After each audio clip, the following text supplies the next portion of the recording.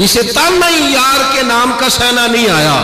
اس نے کرنا کیا ہے؟ جھجک جھجک کے بات کرنا، ڈر ڈر کے بات کرنا۔ وہ کوئی اور ہوں گے جو دفاعی محاذ پہ کھڑے ہیں، ہم کھول کے کہتے ہیں محمد کا میلاد منانے والے ہیں، رسول اللہ کا ذکر کرنے والے ہیں، ابو بکر صدیق کو سب سے افضل ماننے والے ہیں، فاروق اعظم کی عدالت کے قائل ہیں، عثمان کی سخاوت کے قائل ہیں، مولا علی کی ولایت کے قائل ہیں،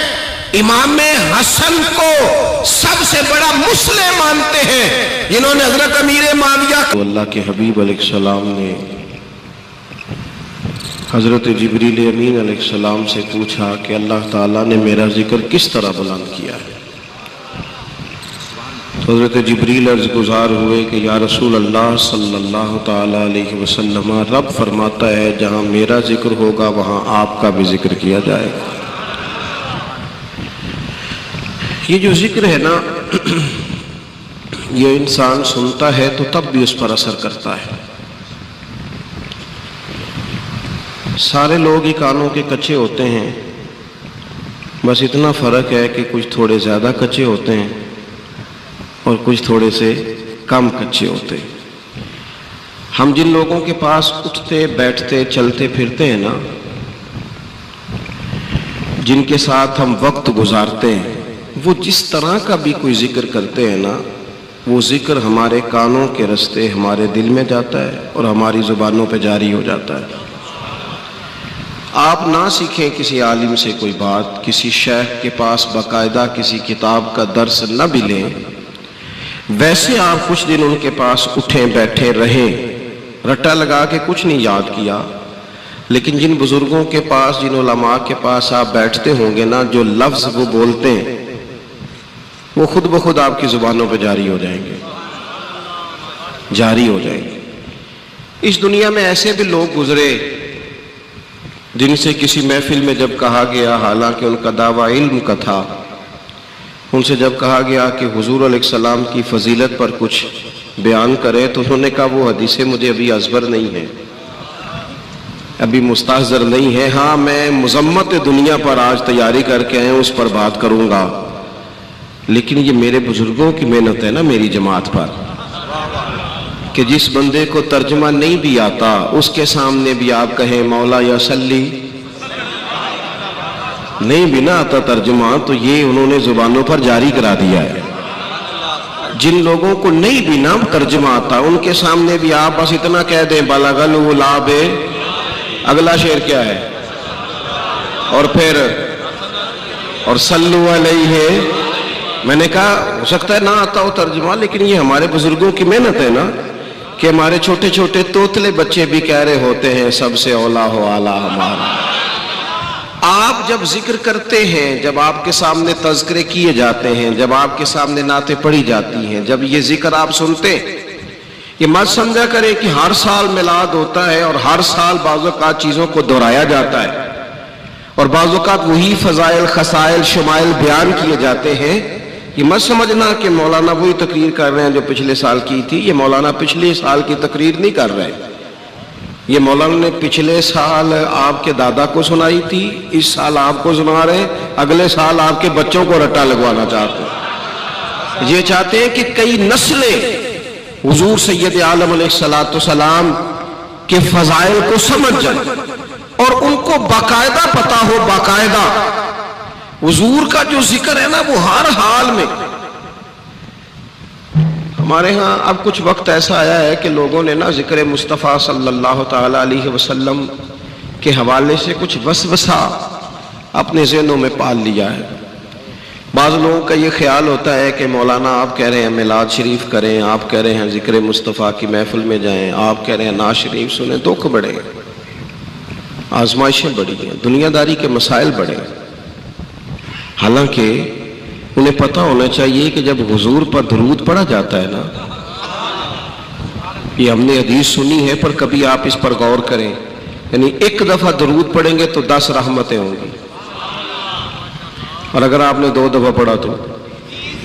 تو آپ تو محفل میں جب آتے ہیں تو آپ کے تو چاروں جانب رحمت آ جاتی ہے۔ اور دوسری بات یہ ہے کہ یہ انسان کی نفسیاتی کمزوری ہے کہ وہ کہتا ہے آزمائشیں گزر جائیں گی تو میں ذکر کروں گا۔ جو لوگ سارے دکھوں کے بعد آسانی آنے کے بعد اگر خیر کرنا چاہیں، اور جو لوگ کہیں کہ میں سارے فرائض سے فارغ ہونے کے بعد سکون والی زندگی گزاروں گا، تو وہ تو منتظر رہیں گے، ساری زندگی منتظر رہیں گے۔ زندگی میں دکھ تو ساتھ ساتھ چلتے ہیں، آزمائشیں تو ساتھ ساتھ چلتی ہیں، وہ چلتی رہتی ہیں۔ ہمارا مسئلہ یہ ہوتا ہے کہ ایک دکھ ہوتا ہے لیکن ہم سارے ذائقے خراب کر لیتے ہیں۔ اور دیکھو نا یار، بالفرض کاروبار نہیں چلتا، چلے کچھ وقت کے لیے کسی کا کاروبار نہیں چلتا تو صحت تو ٹھیک ہے نا اس کی، بچے تو ہے نا گھر میں اس کے، لیکن اب پیسے نہیں تو وہ گھر میں پوری ٹینشن لے کے آ جائے، وہ جناب مزے لے کے کھانا ہی نہ کھا سکے۔ میں نے ایک دفعہ اپنے والد صاحب سے کہا، چونکہ لوگوں کی بڑی پسند ہوتی ہے نا، آج گوشت لائیں، اور گوشت کی پھر قسمیں ہیں، بڑا کھانا ہے کہ چھوٹا کھانا ہے کہ مرغا کھانا ہے، اور پھر اس کو پکانے کے لیے بھی ڈشوں کا استعمال ہے، تو ہمارے یہاں لوگوں کی پسند ہو جاتی ہے۔ آج کل بھی کچھ پسند ہے لوگوں کی کہ برگر کھانا ہے کہ شوارما کھانا ہے کہ پیزا کھانا ہے، اور پھر اس میں بھی اقسام ہے۔ میں نے ابا جی سے پوچھا، میں نے کہا ابا جی آپ نے کبھی نہیں بتایا آپ کو کیا پسند ہے؟ مطلب سارے لوگ بتاتے رہتے ہیں، اب تو خیر دور نہیں رہا، یہ میڈیا نے بڑی ساری چیزیں ہم سے چھین لی، ورنہ بہت سارے آستانوں سے ماہانہ رسالے نکلتے تھے، مدارس کے ماہنامے ہوتے تھے، مجلہ نکلتا تھا، پرچہ شائع ہوتا تھا، تو اکثر علماء کے، مشائخ کے اور بھی جو لوگ سیاسی سماجی قد کاٹ رکھتے تھے ان کا انٹرویو کیا جاتا تھا، تو 2-3 سوال بڑے خاص ہوتے تھے۔ آپ کو پسند کیا ہے؟ رنگ کون سا پسند ہے؟ خوشبو کون سی پسند ہے؟ کھانے، یہ تقریباً کم و بیش سبھی سے پوچھا جاتا ہے، تو پڑھتے تھے ہم۔ میں نے ایک دن ابا جی سے پوچھا، میں نے کہا جی آپ سادے بندے ہیں، آپ کو کیا پسند ہے؟ میرا دل کرتا ہے پوچھ لوں تاکہ کل کو ہم اس کا لحاظ کریں۔ تو والد صاحب فرمانے لگے، پتر جے تے لگی ہوئے نا بھوک تے پھر تے ہر شے پسند ہے، اگر بھوک لگ جائے تو پھر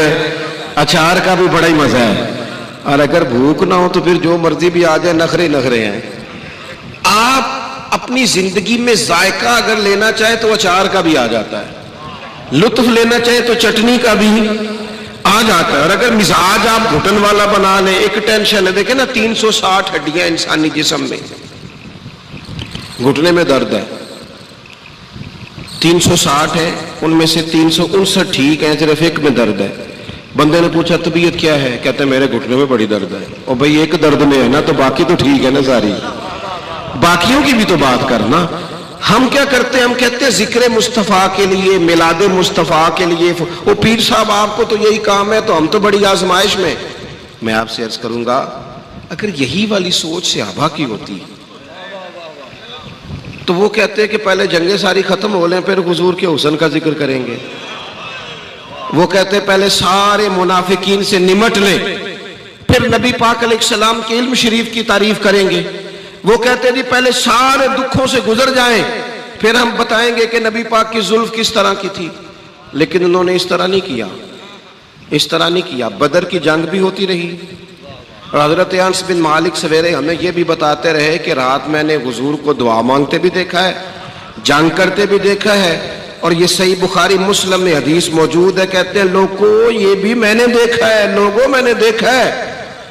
کہ نبی پاک علیہ السلام نے رات کو ہی چھڑی سے نشان لگا دیے تھے کہ سویرے ابو جہل یہاں مرے گا، سویرے عتبہ یہاں مرے گا، اور